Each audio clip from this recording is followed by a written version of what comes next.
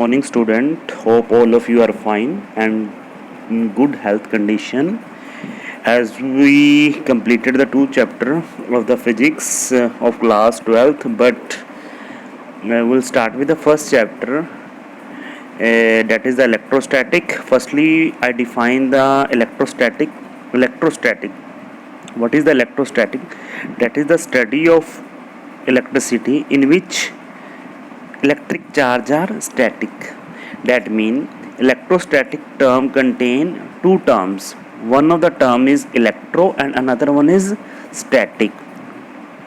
Electro mean that is electric charge and static means stationary. So the charges that are stationary and due to which electricity is produced is called electrostatic, and it is a branch of the physics. After that, we have to done the electric charge. As we know, there are two type of the charges. One of them is positive and another one is the that negative charge. Okay. Electric charge is the characteristic developed in a particle of material due to which it exert such a force on the other particle. What does it say? Electric charge is a such type of the characteristic, like positive charge is a characteristic of on a material that it will attract the negative charge, that is another characteristic of another material or maybe on the same material. So that is called electric charge. So it is a characteristic, or we can say it is the property of the material to attract or to repel the charge. That depends upon the charge it acquires. If the particle has a positive charge, then it will attract the negative charge. If a particle has a negative charge, then it will attract the positive charge. After that, charge cannot exist without metal carrying it. Like charge can exist with the mass, or vice versa is not true. That mass cannot exist with the charge. That means if a substance having a mass, then only then it is having a charge. Either it is a positive or it is a negative. There are 2 to 3 methods by which we can charge, by which we can develop the charge. One of them is by the rubbing. If we rub two material, then there is a chances of the development of the charges in the material. After that, what is electrification? Electrification, carrying the charge is called electrification. Electrification due to friction, like if I rub the two material, that is the friction, and electrification due to friction is called frictional electricity. I hope this is clear. What is a static electricity? As we generally call electricity, it is a static electricity. Since the charges are not flowing, it is called the static electricity. As we earlier discussed, there are two types of the charge. One of them is a positive and another one is a negative.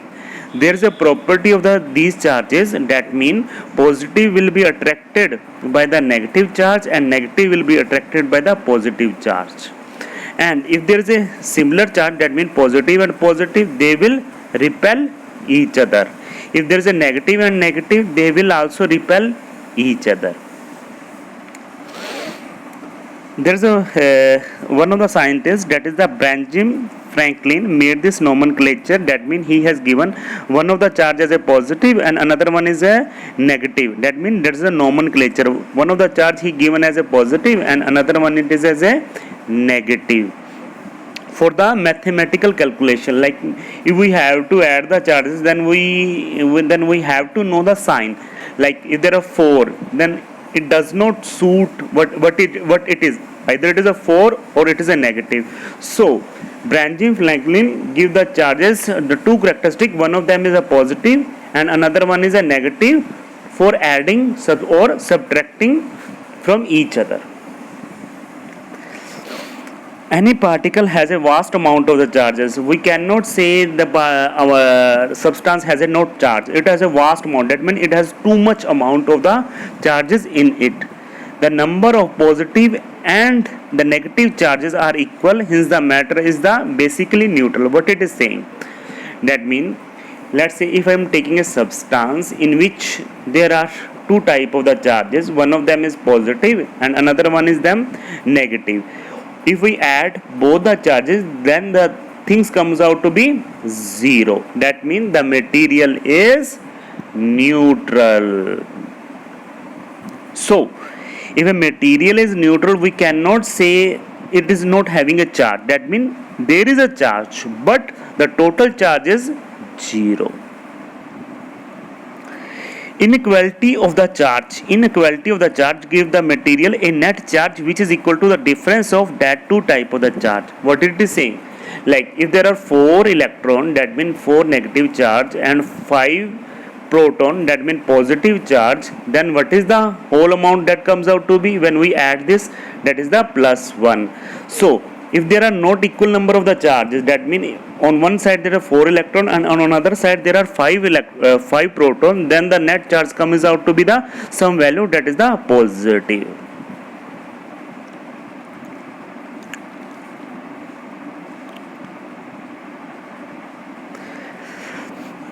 Electrostatic series. If two substances are rubbed together, the former in the series acquire the positive charge and the latter will be the acquire the negative charge. What it is saying, that means if I taking one substance and two substance, second substance, and I will rub with each other, then this will acquire, then the first substance will acquire the positive charge and second substance will acquire the negative charge.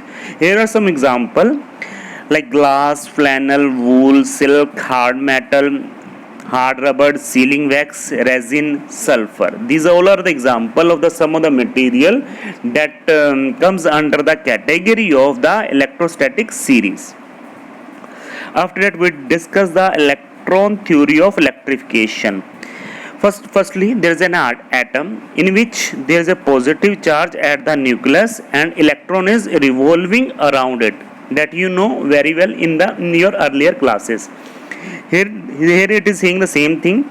Nucleus of the atom is the positive charge. That means central atom is the positive charge.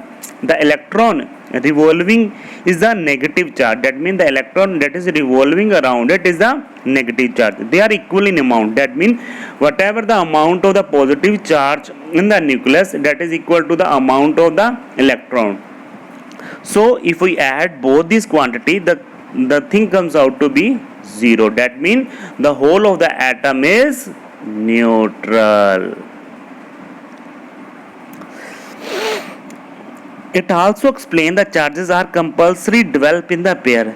This concept also explains us that charges are always come in the pair. That means if there is a positive charge, then there is also a negative charge in an atom.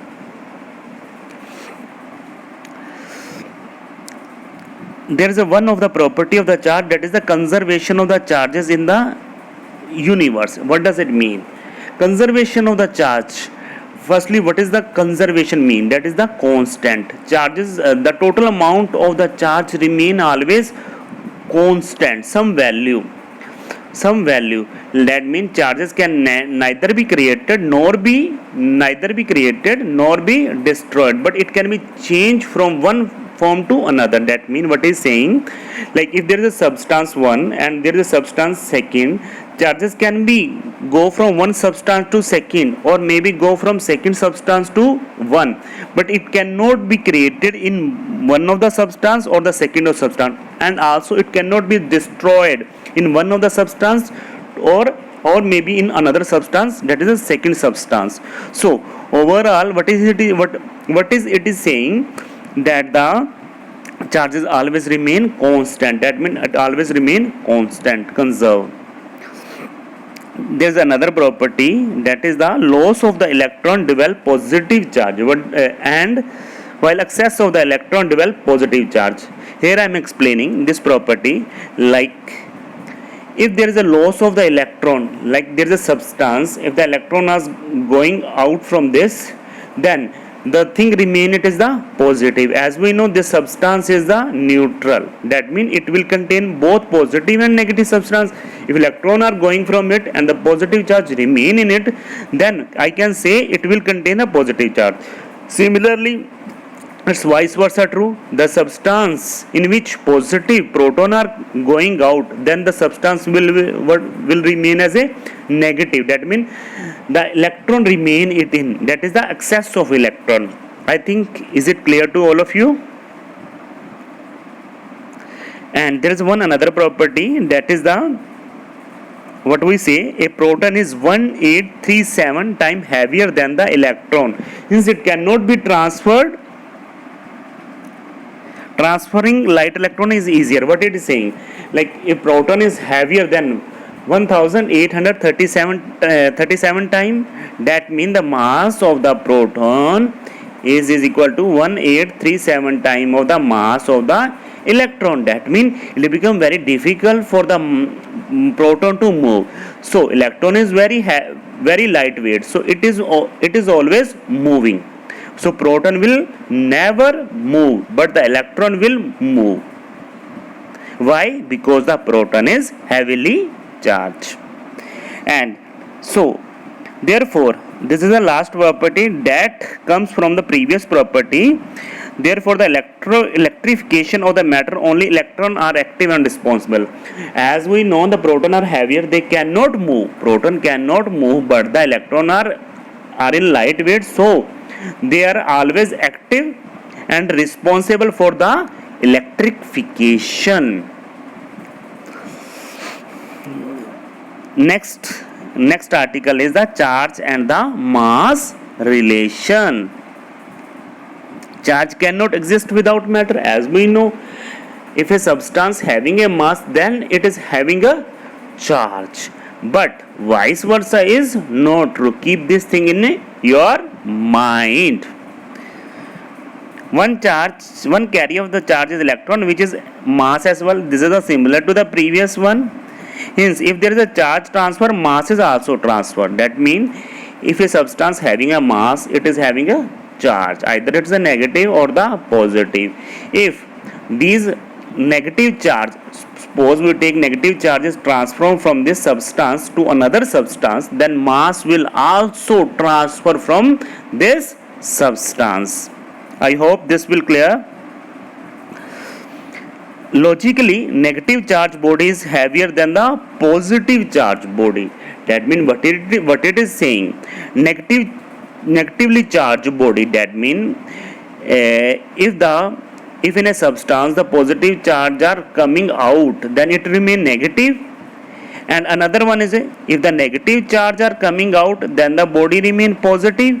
Then this will be the heavier, because the protons are coming out from this. About this concept that we discuss in detailed manner in next chapter. Not this one. This is this one logically.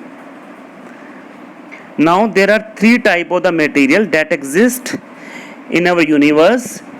One of them is called conductor, and another one is called insulator, and third one is called semiconductor. We discuss one by one. Conductor, as we know, what is a conductor? In which electricity flow very easily. Electricity mean that is the movement of the electron.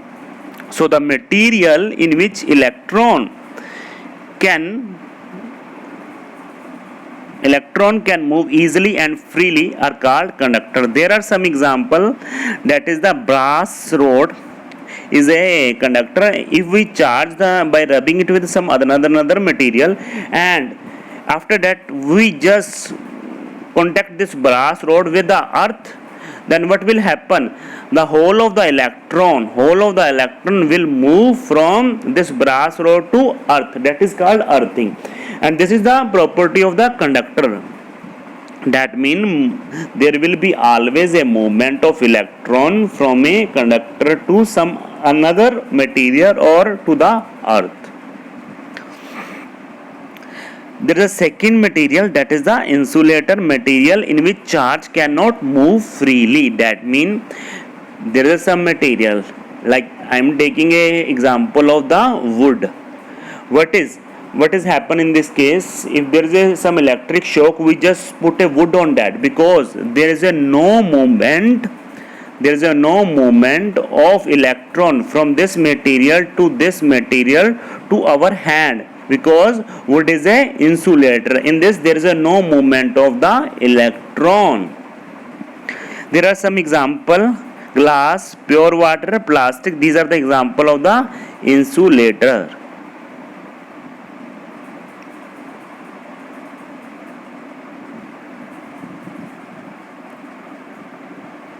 Next, electron can be forced to move across the insulator by applying a that is a strong force is called, then it acts like a conductor. Like what he is saying, that mean we can make a insulator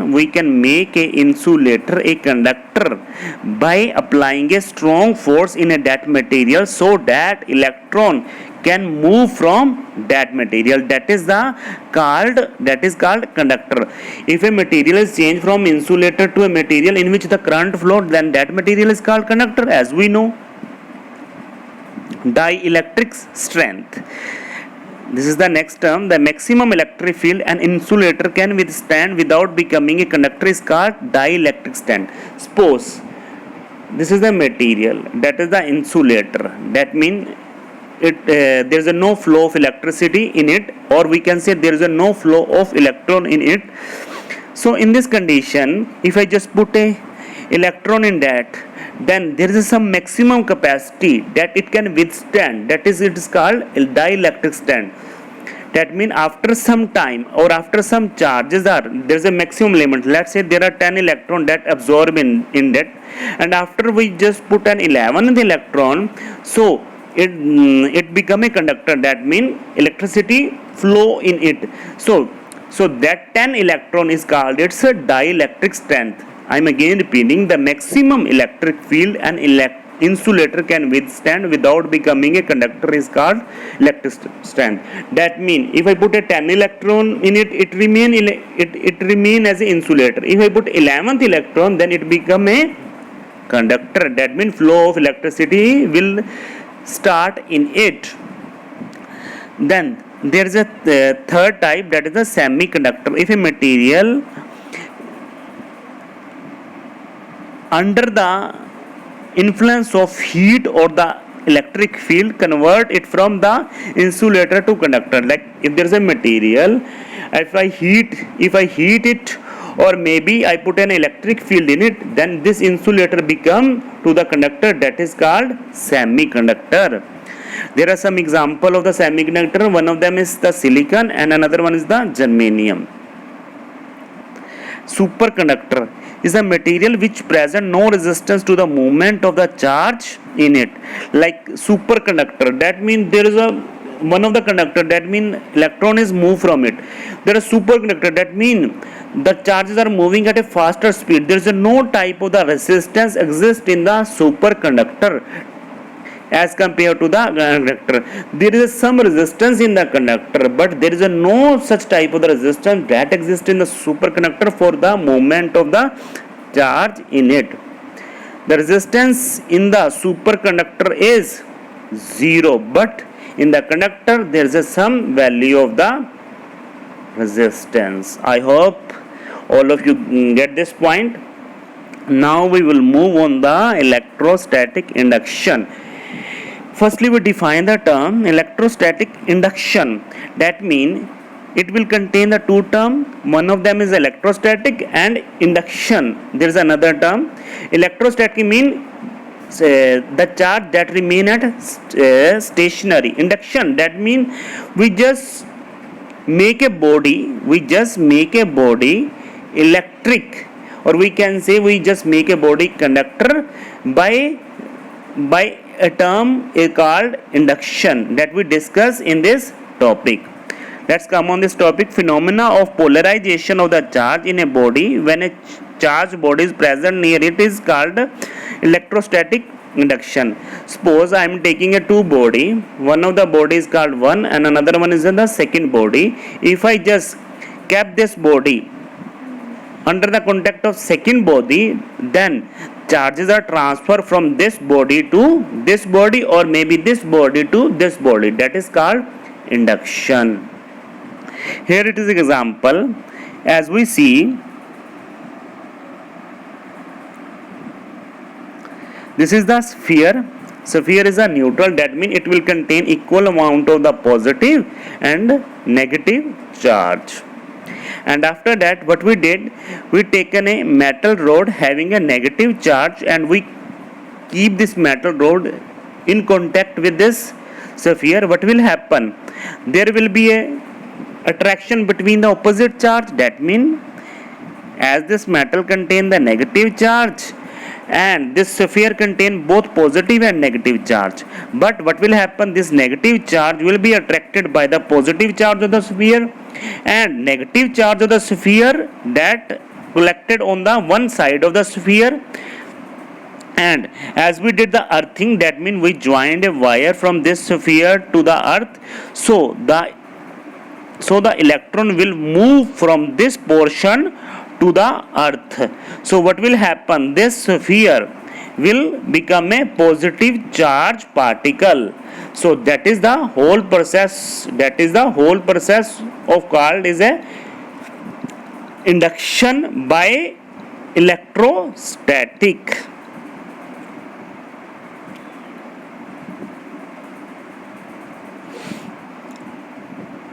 There are three basic property. One of them is called additivity of the electric charge, and second one is the quantization of the electric charge, and third one is called conservation of the electric charge. We discuss one by one. Firstly is the additivity of the charge. That means charge can be added by the simple rule of the addition. That means if I taken a positive 1 charge, positive 2 charge, positive 3 charge, if I want to add all of these charge, then it become plus 6.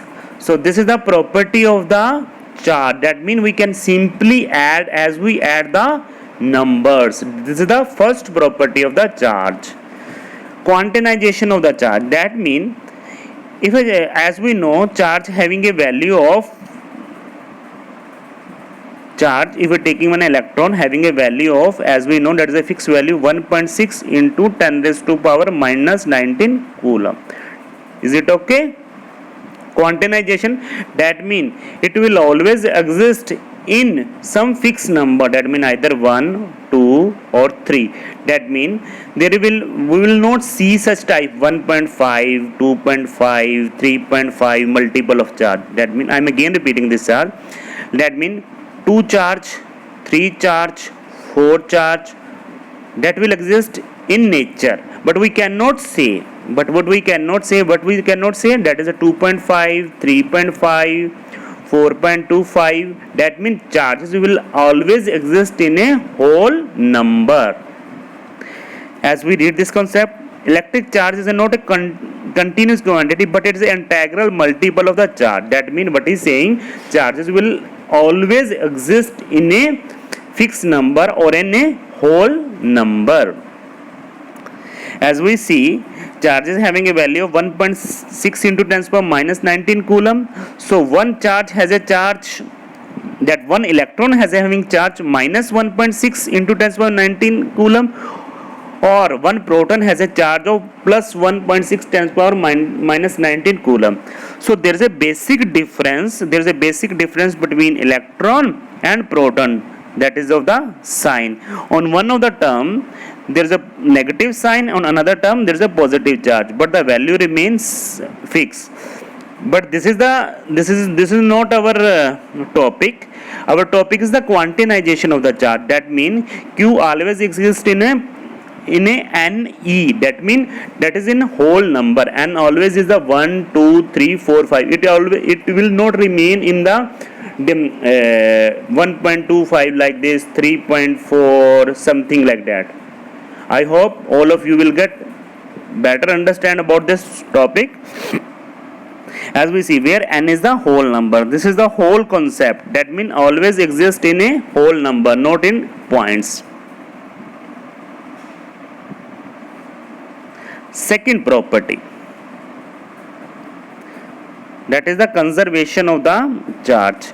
That means conservation of the charge, like energy and momentum, Electric charge also the follow the rule of conservation. That means charge can neither be created nor be destroyed, but it can be moved from one body to another body.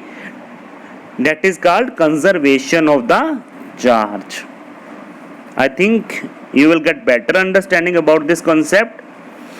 If you found any doubt, please do a message on my number. I will again repeat this concept.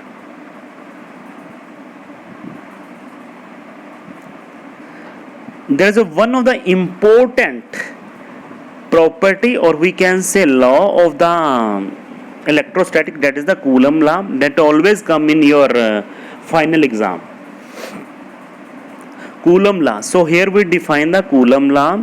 Coulomb law is the law that is very important in electrostatic. Force of interactive between two stationary point of the charge. That means what he is saying, if there are two stationary charge, that mean one that mean there are two negative charge, then there is always a force of attraction or force of repulsion exists between these charges. If this is the negative charge, then there will be always a repulsion force. If there is a opposite charge, then if there is a, let's say this is a positive charge, there is a negative charge, then there is a force of attraction.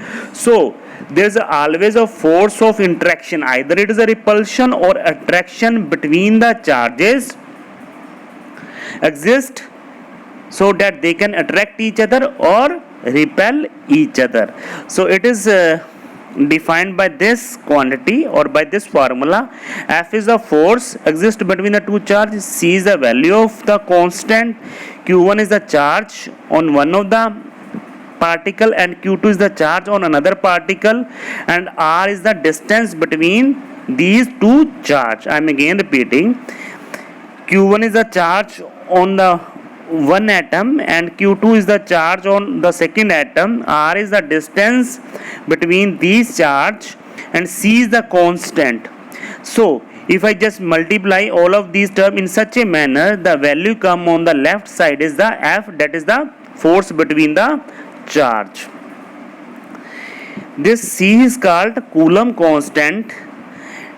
Its value is equal to 1 by 4 pi epsilon naught. What is the epsilon naught? That is the permittivity.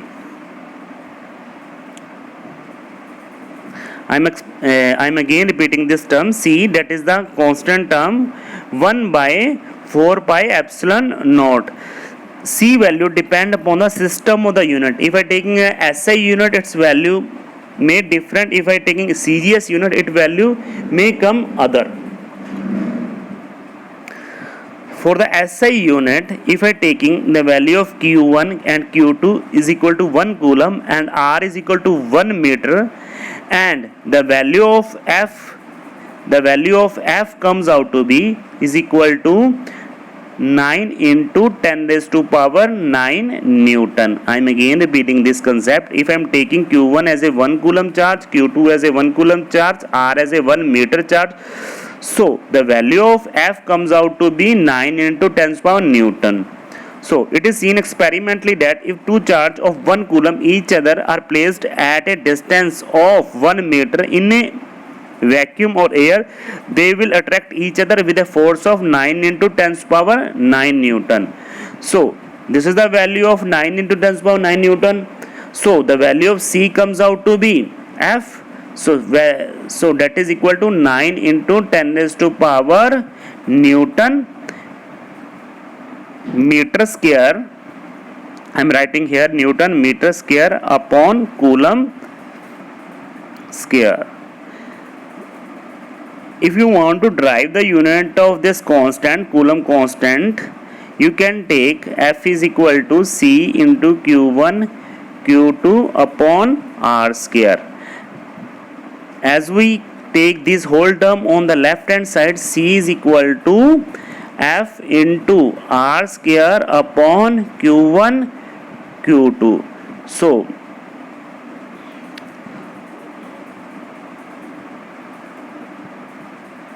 So F is unit of F is the Newton, unit of the R is the meter square, unit of the Q is the coulomb, Q2 is the coulomb, so it become coulomb square. So here it is the unit of the coulomb constant.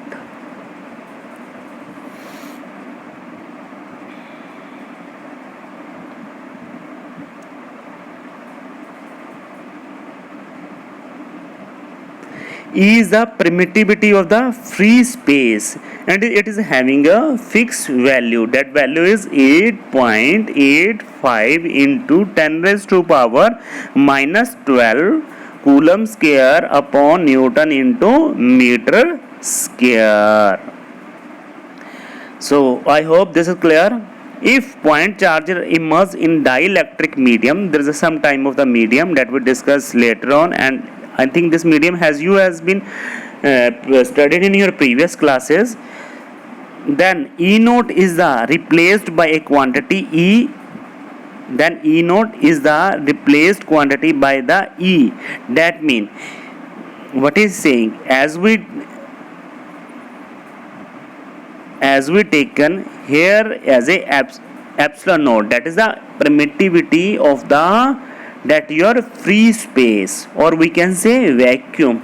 If we take medium as a dielectric medium, that means it contains some of the positive and the negative charge. In that case we replace E naught by E. He is saying something like that. So in this case the formula change is equal to F is equal to 1 by 4 pi epsilon naught Q1 Q2 upon R square. Like this is the permittivity of the free space or the vacuum, and it is having a value of this one. If I replace this medium, that means vacuum or air, by a dielectric medium, then what will happen? This E naught will be replaced by epsilon only. ठीक है जी.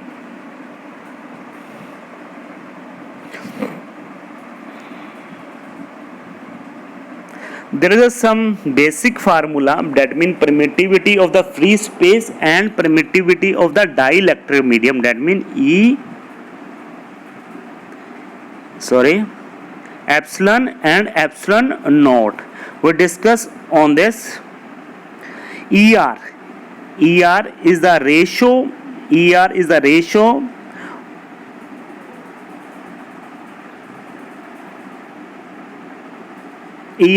ratio of force in the vacuum or force in the medium. If I put the value of force in the vacuum, that is the upper one, that is the 1 by 4 pi epsilon naught Q1 Q2 by R square, and force in the medium, that means dielectric medium, 1 by 4 pi epsilon Q1 Q2 upon R square. I just cut out the constant term, that means 4 pi by 4 pi Q1 by Q2 by Q2 R square by the R square. So epsilon comes on the upper side, that means, and epsilon naught comes on the downer side. So that is your ER. So whole and whole I can say ER is equal to the ratio of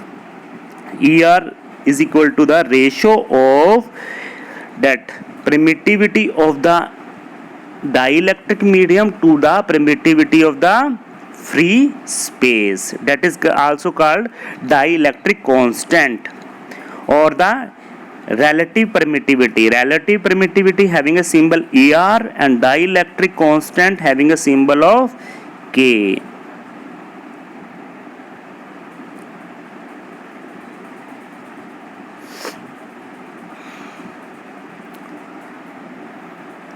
The fundamental in SI unit, the fundamental quantity of is the electric current, and we know the unit of electric current is ampere. That is only for the today. Whatever the matter remain left, that we discuss tomorrow. Hope all of you get a better understanding about this concept. So if you found any of the doubt, please put a message on my personal number regarding any of the topic that I discussed today. Then explain about this topic again in the next lecture. Okay, meet you tomorrow. Bye.